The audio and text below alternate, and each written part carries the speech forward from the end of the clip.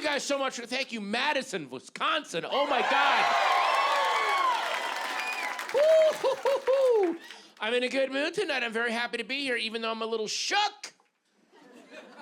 My daughter said something to me that no father wants to hear. She called me dude. Now, listen, I understand why she did it, all right? She's not 6 years old anymore, doesn't want to say daddy. I don't want her calling me daddy, okay? But dude, that was an overcorrection. Like, she went way too... She could have stopped at dad, but she went all the way to dude. I didn't like how it felt. It landed wrong. How was school today, sweetie? It was pretty good, dude. No, listen, no, wait. I'm not here to sell you weed, okay? I'm still signing permission slips. We're not working the line together at Jersey Mike. So how about you call me dad and then put your headphones back on and let Phoebe Bridgers whisk you away from this bland planet you're trying. I don't want to be here either. Dude, still stings. How was hanging out with your friends today, sweetie? It's pretty good, dude. Well, that's awesome, bro. You know what else was awesome? When you thought Paw Patrol was real 6 years ago.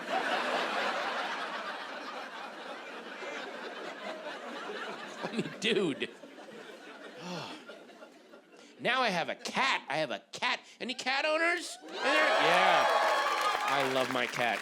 I don't know if other cat owners have experienced this. Whenever I play with my cat, in the middle of playing, she'll stop and react to another presence that's in the room that she clearly sees and hears.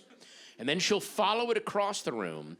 And then at one point, I assume it vanishes because she goes back to playing with me like nothing happened. And it's fucking unnerving, all right? Because I'm brushing up against the netherworld. I have friends who go, I wish my kitty could talk. I don't, because if my cat could talk, it would be three things: annoying, and then terrifying, and then annoying again. That's all it would be all day. You know, I like that little chicken treat you gave me. I'll have another chicken treat. If you have another chicken treat, I'll eat another chicken treat. Oh, Demon just came in the room. It's walking across the room. It has a coyote head. Now the coyote head is splitting open. It's two baby heads. Now it's pointing at you. Now it's gone. Hey, you have another chicken treat? Those are good. No?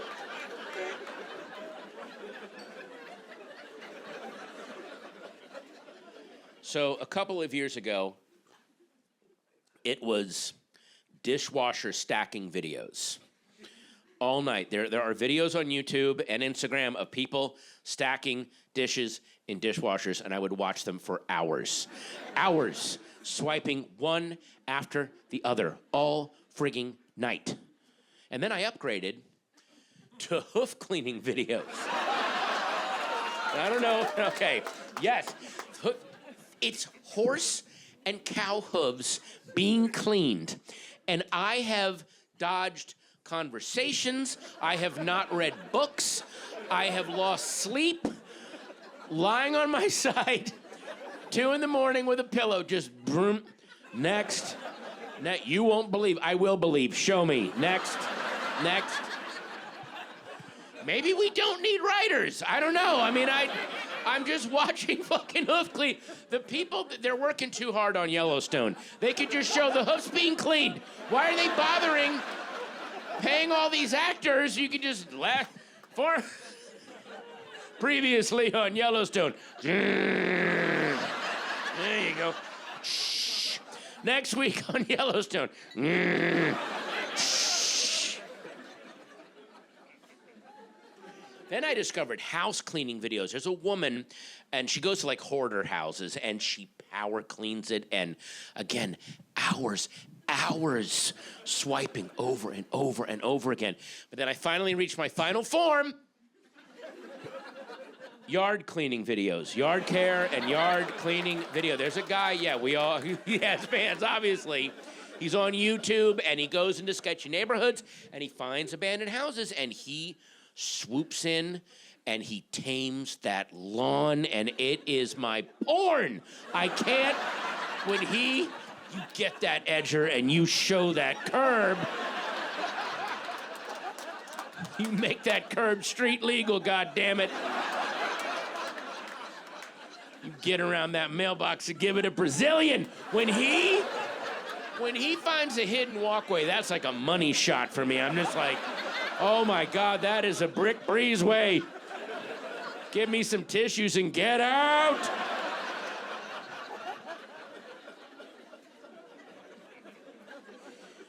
What's weird is in the 80s when I was a teenager, I did those chores. I had to do the dishes. I had to clean the house. I mowed lawns to make money. And when I did it, I dreamed of some future world that would never happen, some crazy science fiction year, 2025. And in that year, I'd have some magic box in my pocket where I could call down any movie or piece of music or book to entertain myself. And now I live in the year 2025, and I have that magic science fiction box, and I'm using it to watch chores. I'm watching the chores that I did while I dreamed of that box. What fucking monkey's paw did I wish on? I don't know what happened. And listen, I'm not one of these people that goes, oh, social media and cell phones are gonna destroy humanity. Humanity's track record was not great before cell phones, okay? We were not this elevated species that got laid low by social media. You know what laid us low? Sticks. When we discovered sticks to hit each other with. That was the end. It's all over. Maybe if we'd had cell phones back in the 1300s, there would have been a few less witch burnings. I don't know, if people had hobbies like Wordle or Candy Crush. Instead of the one hobby everyone had back then, which was being afraid of the woods at dusk. Like it was this, oh, the sun went down. Let's put an old woman in the Wicker Man so it comes up again. That was the one app they had back then, the Wicker Man. That was the one. By the way, we've always been on our cell phones. Even before we had our cell phones, we were on our cell phones. And there's evidence of this. Last year, I read Jane Austen's Pride and Prejudice. I read it. I needed to cool down between my MMA fights. And in the middle of Pride and Prejudice, which was written in 1813, all the main characters go to a garden party together. They go to a garden party, and they're all making eye contact, and they're having conversations, and they're connecting with their fellow human beings, not a cell phone in sight. And then in the middle of this garden party, Mr. Darcy peels off and starts reading a book by himself. Two other women peel off, start sewing by themselves. Two other men peel off, start playing cards by themselves. And one woman, Mrs. Hurst, and this is how it's described in the novel, stops talking to people so she can look at her rings and bracelets.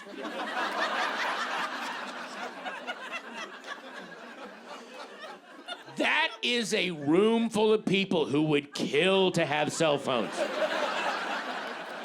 They're on their cell phones, they just don't have them. And do you know how boring you have to be for someone to rather read a book in 1813 than talk to you? That is a dagger through the soul. I'd love to hear the rest of this anecdote, but I'm in the middle of an 800-page book about a rabbit lost in a patch of thistle, and I cannot pull myself away.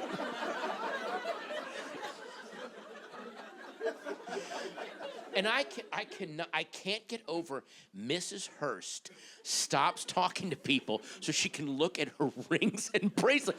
What is a better indication that your society is failing? Hey, man, next week shit, I'm getting a text. Let me check it. Don't go anywhere. I'm just going to check it. Or, next Sunday, we should have buttered scones and Walter... One moment.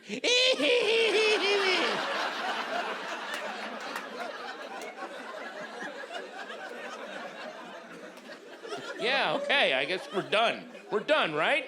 Mrs. Hurst, she's looking at her rings right now. We're done, right? All right. Jews. A few years ago, when my daughter was 13, every other weekend, one of her friends had a bar mitzvah or a bat mitzvah, and I took her to every single one, and I loved it. I love bar mitzvahs. What I realized was, even though I'm still an atheist, as I get older, I really love religious rituals. I just love them. Because it's show business. I'm in show business. I love show business. It also means that even the deepest, most esoteric, searching, cosmic religions all had moments where they went, we have to give them something fun to do, or they're not going to show up. Like, we got to think of an activity, please.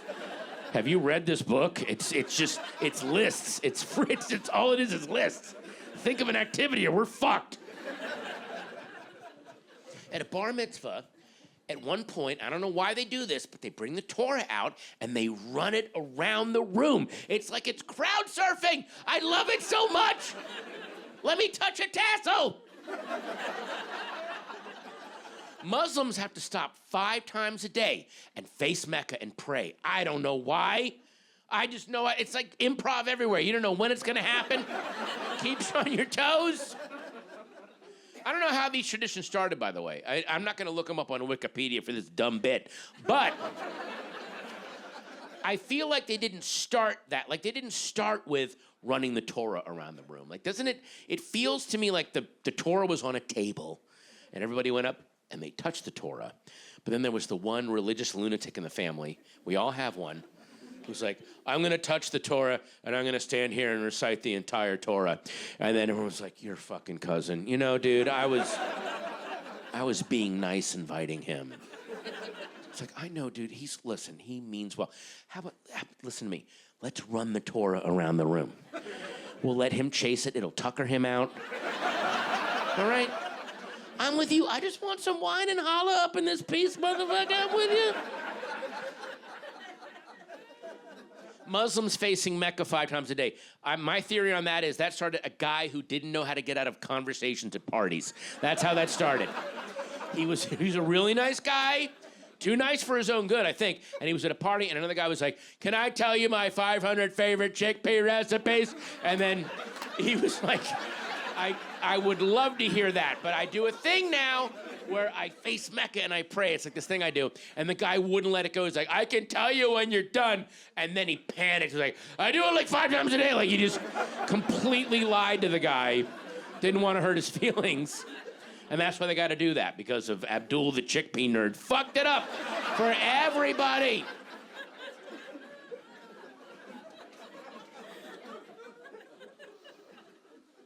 Nobody does rituals like the Catholics, though. Oh, boy. Oh, goodness gracious. Has anyone here been to a Catholic Mass? Yeah? All right. That's it. Guys, go on StubHub and get a ticket. It is amazing.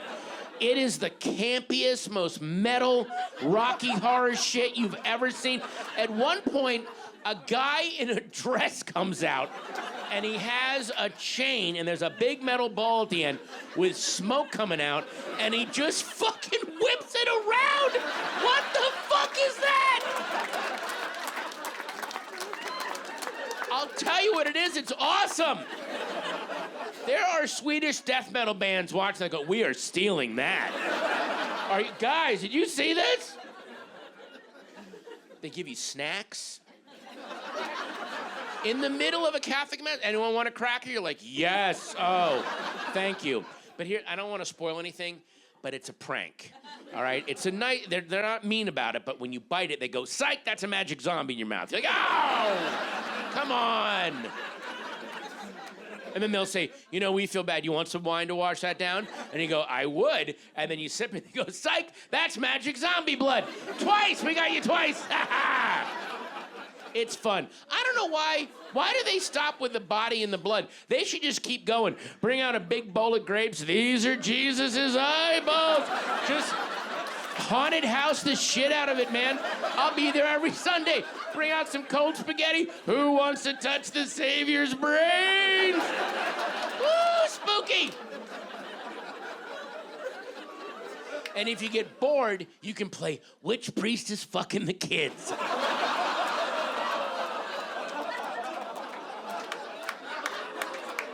It's like a big perverted game of Clue all of a sudden. Like, oh.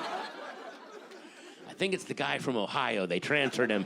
I have a feeling. All right, I'm gonna guess. I'm not gonna open the envelope, but I'm gonna guess. I think I know who it is. All right, Father Just with his penis in Timmy. That's my guess.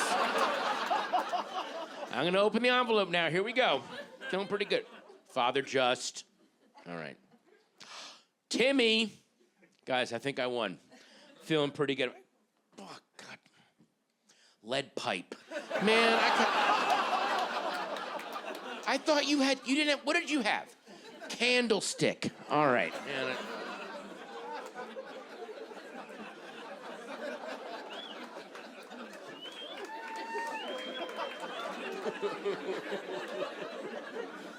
So, okay.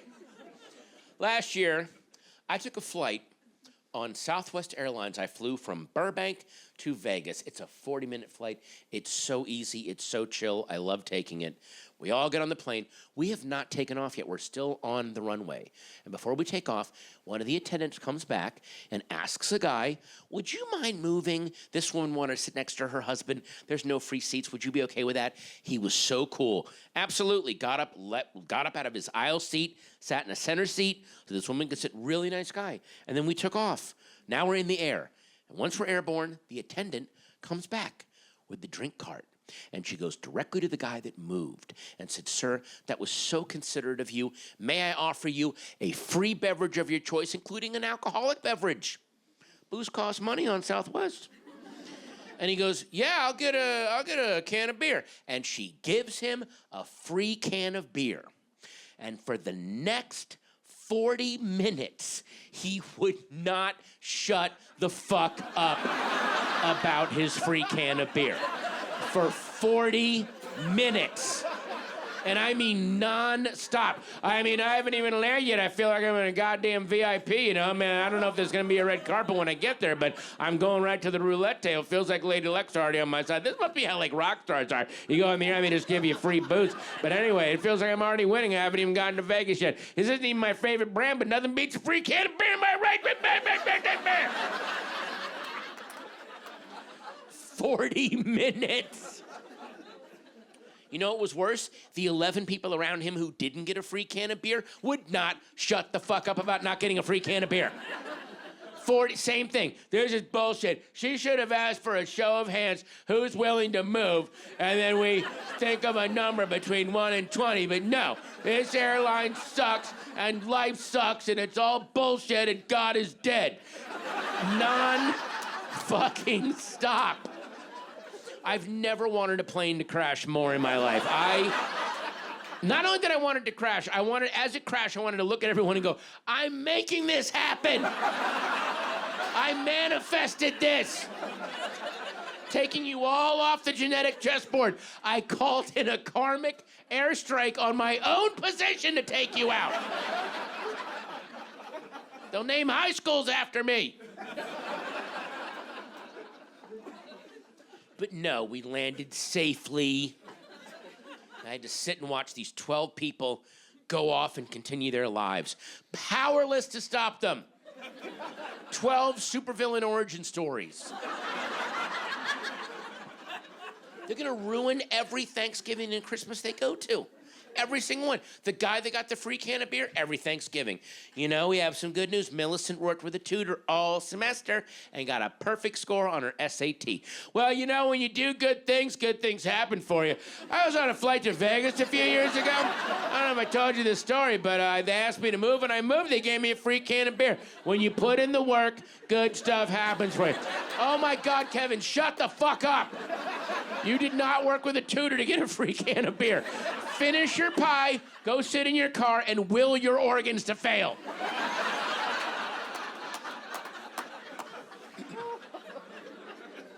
And the people who didn't get the beer are gonna be just as bad.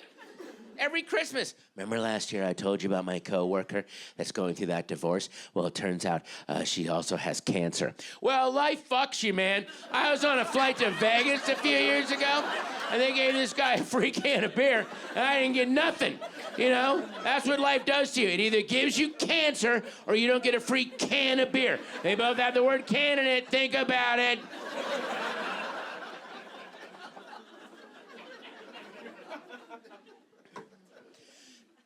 I'm celebrating 30 years on Prozac, ladies and gentlemen. Hell yeah.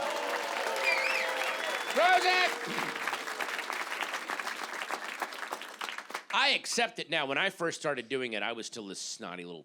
I was like, man, Prozac. I don't need my emotions dampened. I need my creativity to be real, even if it's dark and twisted. Called up my dad. Dad, I got to go on Prozac. Good. It'll probably help you. No, it won't. Lou Reed didn't take Prozac. Humphrey Bogart never took Prozac. And then my dad said, yeah, Bogart never took Prozac. He also smoked a carton of cigarettes a day, okay? So take your crazy pills so you don't die of lung cancer when you're 57. And now, it's 30 years on, it's like has this cool retro vintage feel. It's like has this Rat Pack kind of vibe to it now. What's that new stuff you're taking? I'm Prozac, baby. That's right. I got suicidal ideation, ring-a-ding-ding. Let's go to Reno and put it all on Black 17, because it's all black, isn't it?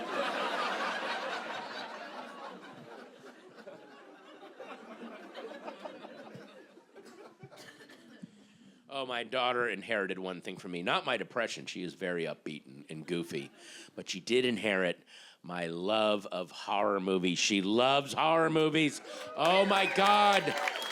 Oh, my God. But she always punches above her weight. She wants to see the gnarliest shit out there.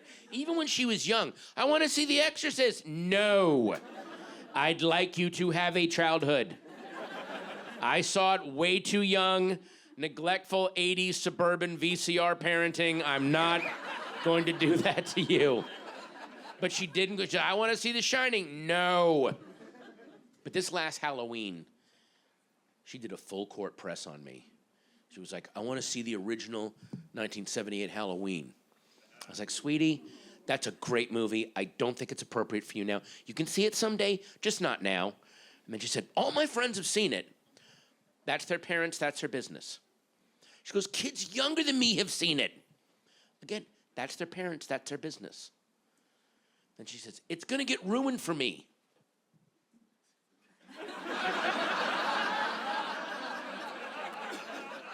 That landed. Nicely done. I went, okay, I'm gonna make a deal with you. I am going to sit and watch the original Halloween by myself. And if I decide it's appropriate for you to watch, we will watch it together so I can talk to you about it afterward. Is that acceptable? And she said, sure, dude. So then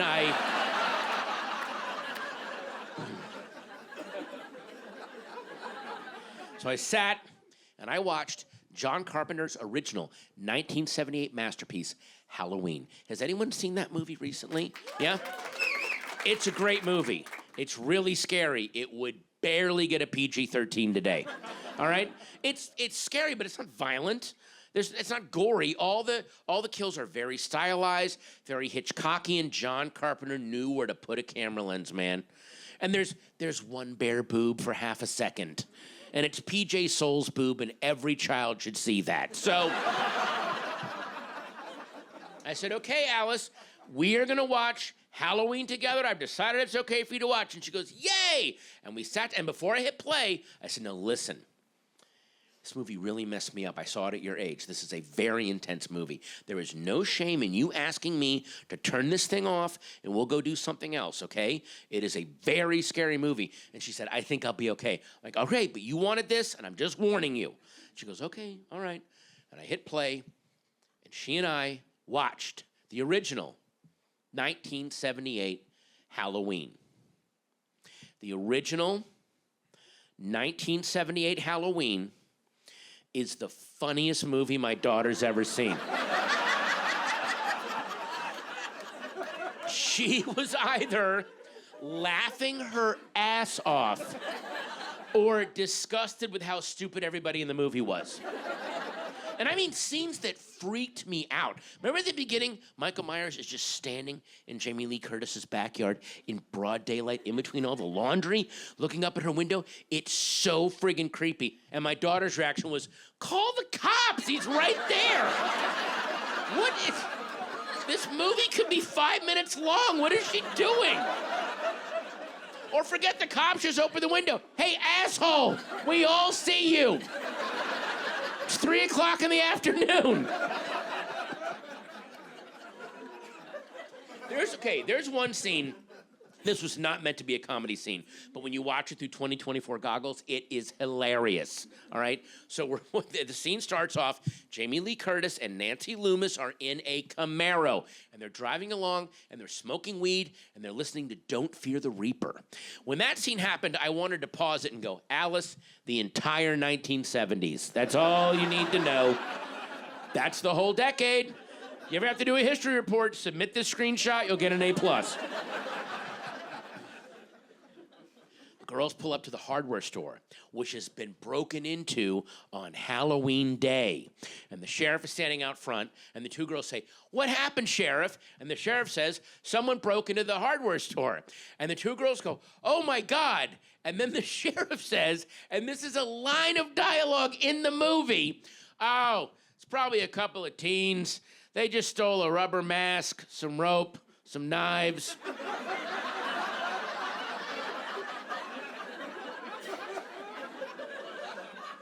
My daughter exploded laughing. She was like, "Sure, dude. Someone stole a murder kit on Halloween. I'm sure this will work out perfectly fine." You know what else she liked doing while watching the original Halloween set in Haddonfield, Illinois? Pointing out all the palm trees in the background. Oh my God. Did she love doing that? There's a palm tree, there's two. My friend lives here.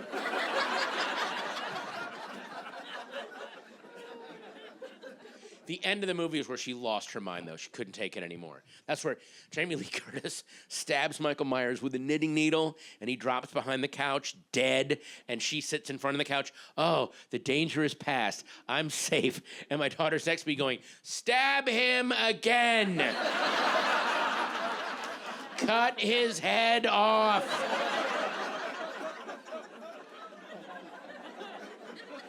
Then Donald Pleasant shows up, pumps 6 bullets into Michael Myers. He goes over the railing, blam, falls on the front lawn, dead. Donald Pleasance begins walking toward the railing. And as he's walking toward the railing, my daughter next to me starts going, "He won't be there. He'll be gone, watch, he'll be gone." And as he reaches the railing, in perfect sync with him leaning forward, she goes, "And he's not there." I was seething. I've never been angrier at her. You do not make fun of a movie that made me shit my pants. Now I want her to see the Texas Chainsaw Massacre. I want to... Like, that's my mission now. Like, oh, yeah, my mom and I are going to go out to dinner. We might get a hotel and stay overnight. Let's keep all these lights out. We're a greenhouse. Okay, bye-bye. Have fun. Scary movies are silly. Bye.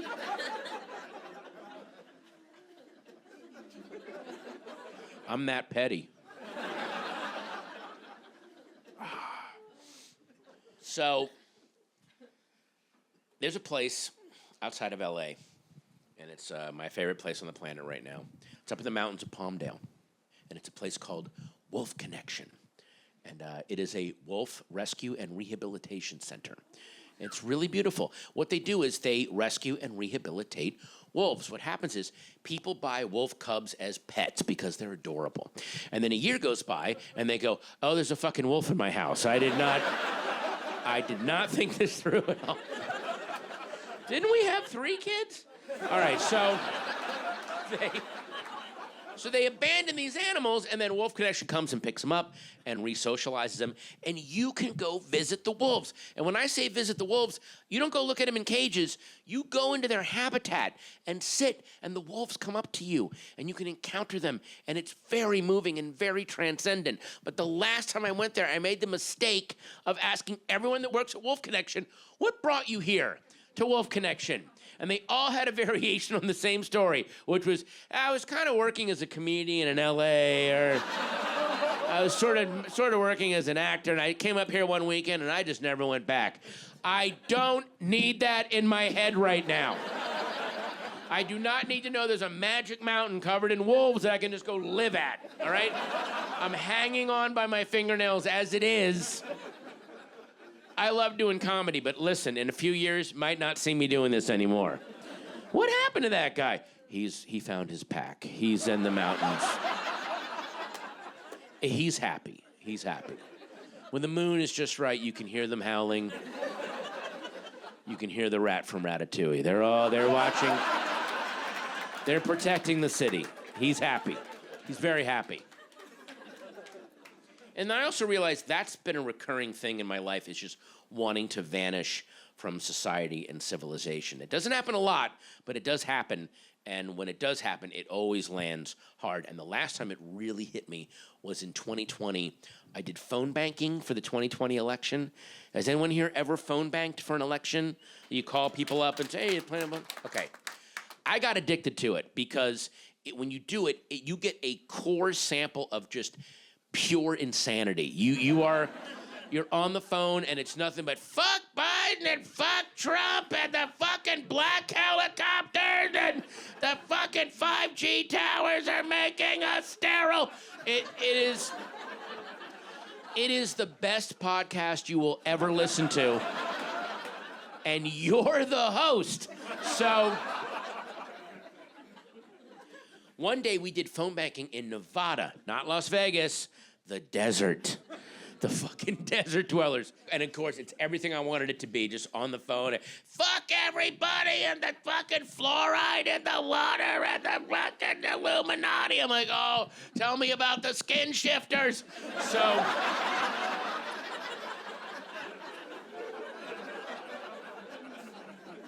I get one guy on the phone.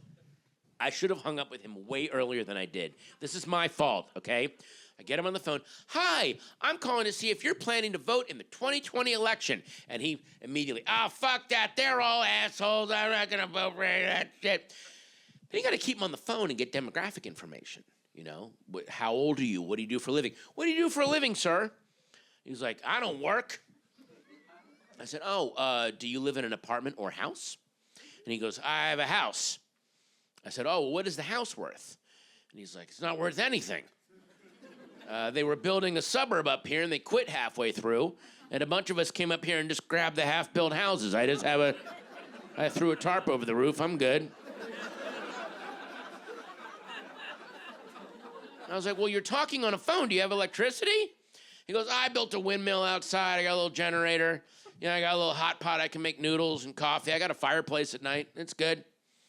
I go, so what else do you do for food? And he said, well, a bunch of hippies moved up here trying to start a commune. They brought all this livestock with them, but then they named the fucking things. They don't want to kill them. I'll kill a pig. I don't care what its name is, man. You can write whatever you want in that spider web over top. I want some bacon. I go around every few months. I kill their animals. They give me some eggs and ham. I was like, well, do you get your news from, like, television? And he goes, I don't watch TV. You ever looked at a fire?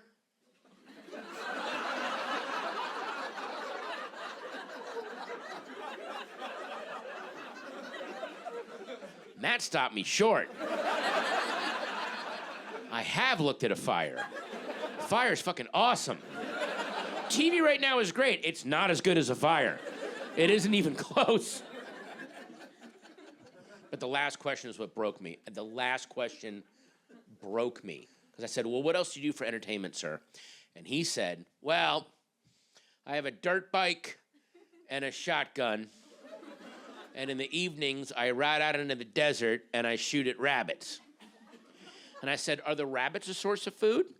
And he said, you can't hit a rabbit with a shotgun from the back of a dirt bike, you idiot.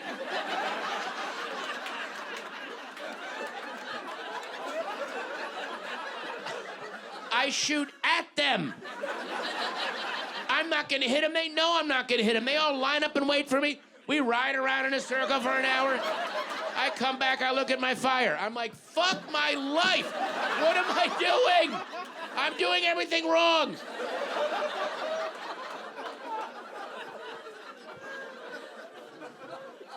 I wrote that guy in for president. That's the guy. That's our leader. I'm sorry. We need him. We need him on his dirt bike. God damn it. And I know things seem dire right now and very grim, but just trust me, it's gonna get so much worse. So just save. You gotta pace yourself. I'm trying to find a silver lining in all this. This is the only silver lining that I could think of. Because I wanted Kamala to win. I voted for Kamala. I wanted her to fucking. Well, you might not like where this goes. Yes, I wanted her to win.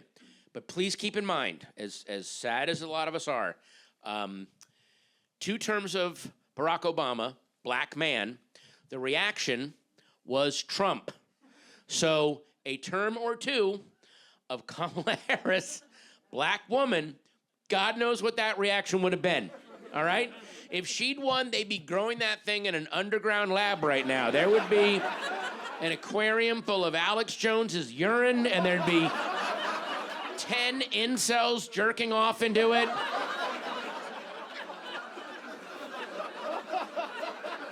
God knows what they'd be trying to grow. I don't know, but it would not be good. Let's fight the Godzilla we know.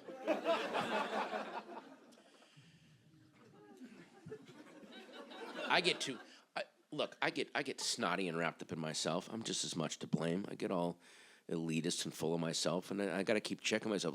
Luckily, life will always check. When you get all blown up and puffed up, life will fucking check you, which I think is beautiful. All right? It happened to me a few years ago. I was doing a gig in Montclair, New Jersey. And,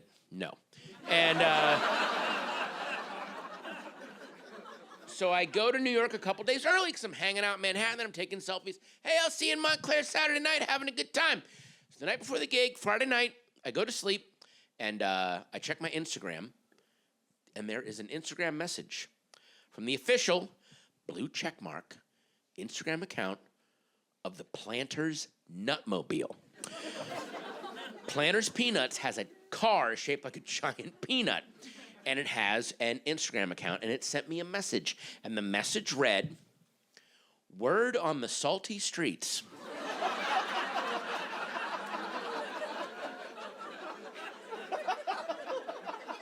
That's literally what it said. That is a failed MFA major running that account, by the way. Word on the salty streets is you're doing a gig tomorrow night in Montclair, New Jersey. How would you like to arrive at the theater in style? With a free ride from the Planters Nutmobile. Now, my lizard brain read this message and went, I want to ride in a peanut! Like, I immediately wanted it. And then my super ego kicked in and said, Patton, that's going to be fun for a minute. And then you're going to be on the freeway in a giant peanut, everyone looking at you. They're going to pull up to the theater in a giant peanut, and you're going to exit a giant peanut out of a hatch in the side like a clown fetus. Time to tell my jokey bokies. Thank you, peanut car. Have some dignity for once in your life. Act like a rock star and turn this down. And I did, and I was really nice about it. I was like, thank you so much for this kind offer. I must politely pass. The venue has already engaged a car, which they cannot cancel. Complete lie. But perhaps in the future, I will avail myself of your generosity. Very sincerely yours, Patton Oswalt. And I went to sleep. Next day, noon, sleek black town car pulls up in front of my hotel. I go down to meet it. My driver gets out. He is a handsome, bespoke-suited, early 50s Egyptian man. If you were going to make an Egyptian James Bond, this is the guy to hire. He goes, Mr. Oswalt, let's see you into the back seat. Off we go to your show. And I get in the back seat, and we pull away like the fucking rock star that I am. We go 600 feet. We're going to make a right on 6th Avenue. And as we make the right, and it's completely my driver's fault, he bumps into and knocks over a guy on a moped. Big, muscular guy on a tiny moped with a skinny little girl hanging off of his back. And it's completely my driver's fault. He has knocked this guy over. The moped guy gets back up and says to the passenger window, hey, man, watch it. You just knocked me over. And my cool, collected, bespoke-suited driver says, fuck you! Fucking watch where you're going, I'll fucking murder you! 0 to psycho in 2 seconds. Then my driver realizes, wait, I'm in a car. He's on a moped. Fuck him. I'm just going to drive away. So he makes the right onto 6th Avenue. He's going to triumphantly drive away. And we go 2 feet because it's a red light. We're not going anywhere. We're stuck right there. The moped driver pulls up next to us, taps on the passenger window. You remember me? Raises his left hand and punches the passenger side mirror off the car. 1 punch. My driver puts the car in park, takes off his seatbelt, gets out, and runs at the moped guy, throwing fists. Now, the moped guy is huge, but there's a moped between his legs. His girlfriend's hanging off of his back. He's got no real center of gravity, and some of the punches are landing. So he's like, fuck this. And he turns his moped against traffic and zips away the opposite direction down 6th Avenue between all the cars. My driver gets his arms around the girlfriend's waist, but she doesn't let go. So my driver is now dragged away down 6th Avenue. I'm watching all this through the back window. There he goes. That's my driver. I don't know what the fuck to do right now. The light's green, everyone's honking at me. I'm like, you're honking at luggage. There's nothing I can do. You're honking at a baby on board sign. I have nothing to do with it. This car. Block and a half later, my driver loses his grip, falls off, stands up. Half of his suit is torn open, chest is bloody, this side of his face is bleeding, and he doesn't adjust any of it, leaves the suit hanging open, calmly walks back to the car. Everyone is screaming at him, flipping him off, doesn't acknowledge any of it. Gets in the car, closes the door, seatbelt back on, turns to me and says, "The fuck was that all about?" Like, just serial killer calm. I don't say what the fuck that's about because I'm terrified. We drive to Montclair in silence, get to my hotel. He gets out. Mr. Oswalt, have a wonderful show tonight where you've reached your hotel. I thank him. I tip the shit out of him. He knows where I'm staying. He can climb the side of that building and kill me. Go into my hotel room. I step out onto the balcony. I look out over the city of Montclair, New Jersey, and I said to myself, I apologize, Planter's Nutmobile. Pride and hubris have led me to this moment. I deserve all this tension and terror, and I made a silent vow to myself, if I'm ever offered a ride from a food or product-shaped vehicle, I will accept it with grace and humility. If I'm ever nominated for an Oscar and the Massengill Douchemobile wants to bring me to the Kodak Theater, I will be stepping out of a vinegary sack on wheels to get my prize. Fresh as a Nantucket meadow, let's do this.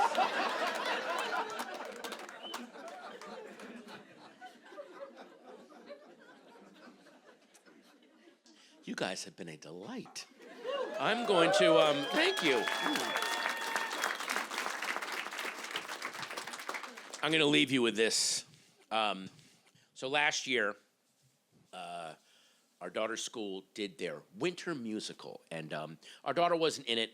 She did tech, and she loved doing tech. Headset and clipboard and yelling at actresses all day. She was in heaven. And I liked it, too, because she'd leave in the morning as a little kid, and then she'd come home as a 51-year-old union electrician with, like, a Pall Mall hanging out of her mouth. These fucking actresses. Stand on your masking tape I put down for you and say your fucking lines, Bethany. So, the wife and I go to see the and we went with the attitude of bless her little hearts. We knew it was gonna suck. Middle and high school musicals are terrible, but God damn it, you go and you support your kids. You support what they do, and you support who they are unconditionally. The two keys to parenting: unconditional support and hiding disappointment. Those are the two things you have got to master. So, we go see the musical. What musical are they doing? Freaky Friday the Musical. Broadway level musical. And we look at each other and go, this is gonna fucking suck. And the lights went down and the curtain went up, and it was amazing. All the kids on stage had Broadway-level vocal ranges. They had a live orchestra made up of kids from the school. They didn't miss a single note. The scene transitions were crisp. The lighting package was tight. I know I'm over-gushing, okay? But you've got to understand, I went to high school in rural Virginia in the 80s. We did not have the level of talent at Broad Run High School in Ashburn, Virginia to have a live orchestra. What we did, and a lot of people my age have also experienced this, we would send away to a company in the Midwest that put musicals on cassette tape. Not the singing, just the music.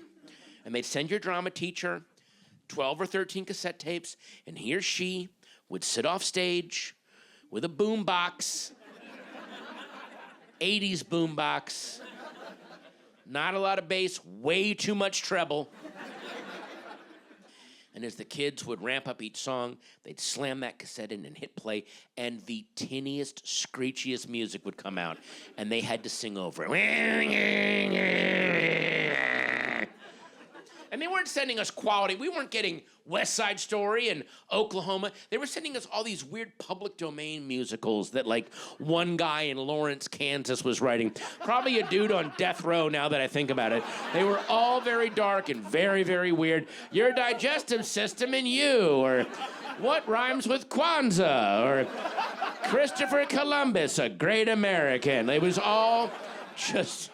And the kids had to ramp up these horrible songs. What is the purpose of the transverse colon? Ka-chunk.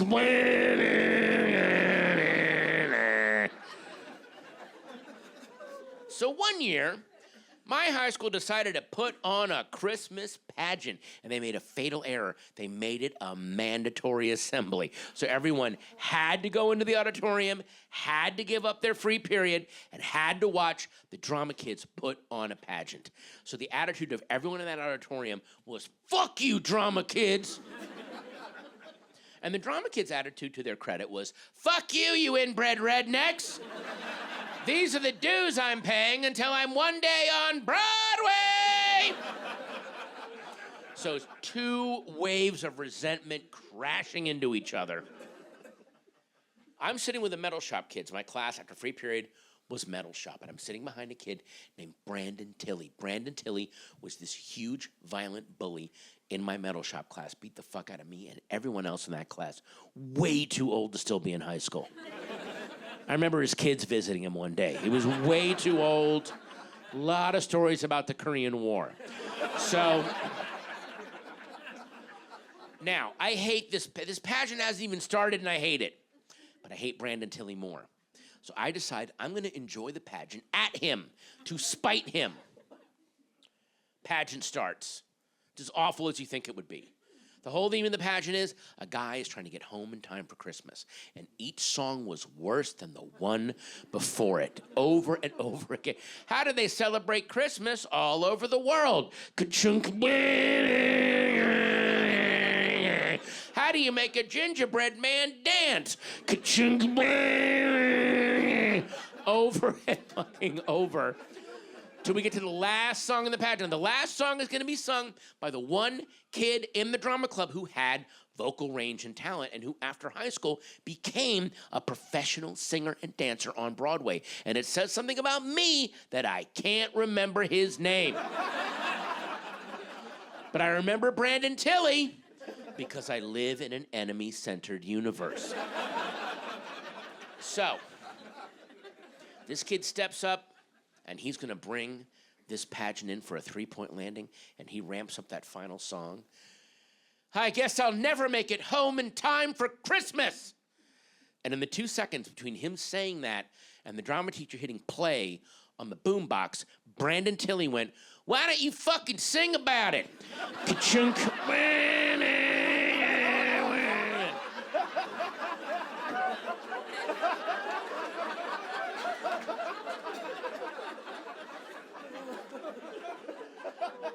I learned something about myself that day. My highest loyalty is to comedy, because the worst person on the planet landed a perfect joke. Perfect timing, perfect voice modulation. The whole auditorium erupted. I erupted.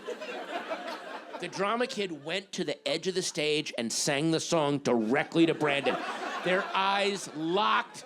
It was the best gunfight I've ever seen. A week hasn't gone by where I haven't thought about that. They should have let Brandon record it onto the cassette before they mailed it back, by the way. That's the highlight of the show.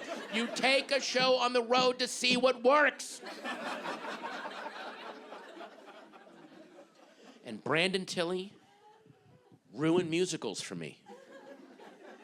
Any musical you watch, right before they start singing,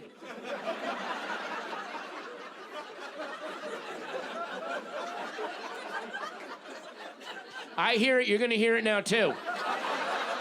I'm not dying alone with this curse. There's a 2-second Brandon Tilley pause before every song. Anything, at the end of Grease, when she comes out all in leather, and Travolta's like, Sandy? And in my head I hear, why don't you fucking sing about it? I got chills in my, God damn you, Brandon Tilley! Thank you so much, Madison. Thank you. Thank you so much.